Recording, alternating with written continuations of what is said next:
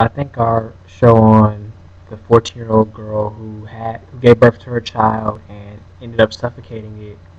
I think it was a great show because I mean we there was a lot of stuff that we had to look at. We had to peel back all the layers of what was going on in this particular story and see, whose fault it was. I mean, from first glance, a lot of times we read a story like this and we want to place the blame on the 14-year-old for having the child and for going out of her way to deliver it on her own with her 11-year-old sister and her 14-year-old friend away from from adult supervision.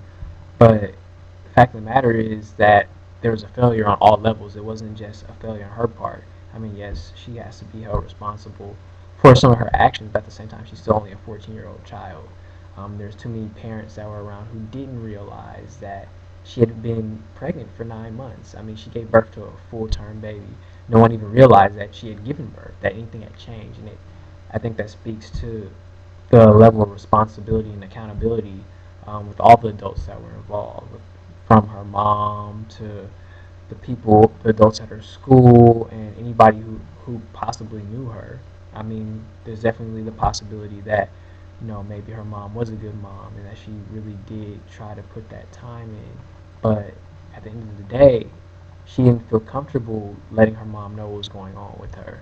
She was afraid of letting her mom know she was pregnant, so she decided to go out on her own and give birth so that her mom wouldn't find out about it. And tragically, the child died. And I think that it speaks to the fact that even as parents, even when we think we're good parents and we're as involved in our children's lives as we should be, that we have to make sure that we foster an environment, not just parents, but the church as a whole, foster an environment where these kids that are growing up now, they feel comfortable coming to us and letting us know what's going on with them. That they don't feel like they'll be condemned, but they'll feel like they'll be loved, even though we might not necessarily agree with what's going on in their lives, agree with the decisions that they're making, but let them know that we have that unconditional love for them that God showed to us when He sent Christ to die for our sins.